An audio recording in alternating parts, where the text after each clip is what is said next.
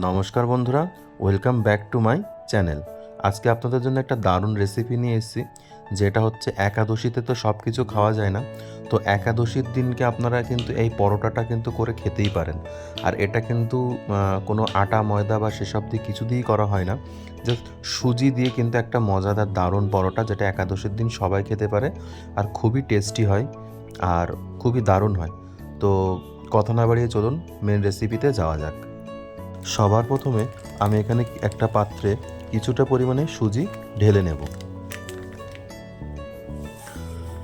আর এই সুজিটার মধ্যে আমি কিছুটা পরিমাণে জল দিয়ে এটা প্রায় 20 থেকে 25 মিনিটের জন্য ভিজিয়ে রেখে দেবো, যাতে সুন্দরভাবে সুজিটা ফুলে যায়।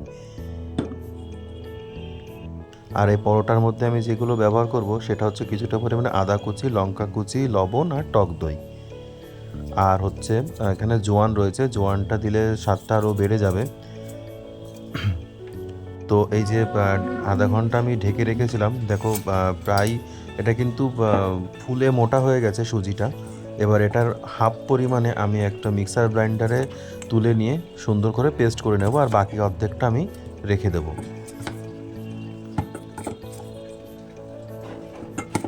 তো পেস্ট হয়ে গেছে, এবার আমি বাকি অর্ধেকের মধ্যেই পেস্ট করাটা মিশিয়ে মশলাগুলো যেগুলো আমি আগের থেকে করে রেখেছিলাম সেগুলো কিন্তু এর মধ্যে আমি এবার একে একে মিশিয়ে দেবো।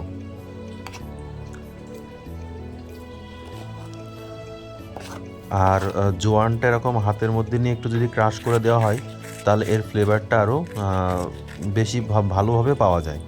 তো এভাবে দেওয়া হয়ে গেছে, এবার খুব ভালো করে আমি এটার এই সুজির সাথে একটু মিক্স করে নিলাম। মিক্স করে নেওয়ার পরে এর মধ্যে আমি প্রায় 2 চামচ মতন টক দই দিয়ে দেবো। তোমরা চাইলে একটু বেশি, যদি হালকা হালকা একটু বেশি টক চাও তাহলে আর একটু বেশি পরিমাণে টক দই কিন্তু দিতে পারো।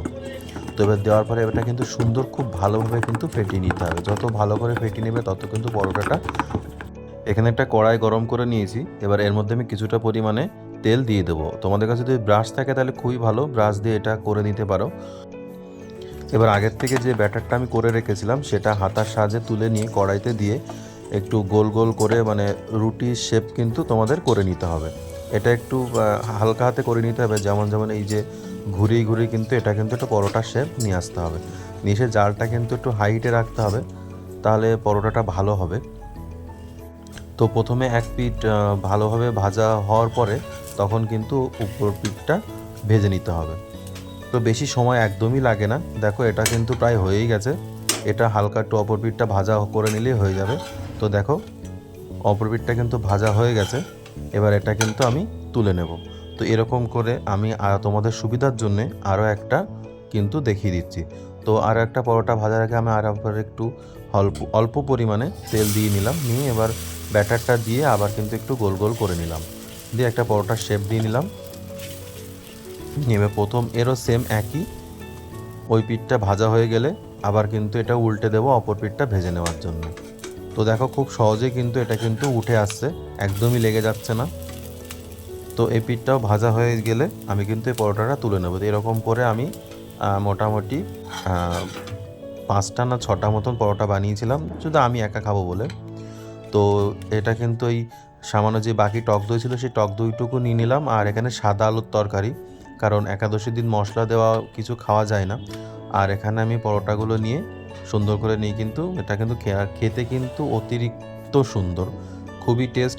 পরোটার মধ্যে একটা ঝাল, হালকা পরিমাণে ঝালের ফ্লেভার, আর হচ্ছে একটু আদার ফ্লেভার, আর জোয়ানের ফ্লেভারটা খুব স্ট্রং ছিল, সেজন্য খুব ভালো লাগছিল আরও। তো যদি ভালো লেগে থাকে তাহলে অবশ্যই পাশে থেকেও শেয়ার করে দিও। যারা একাদশী করো তারা কিন্তু এটা অবশ্যই ট্রাই করো, খেতে কিন্তু খুবই সুন্দর হয়।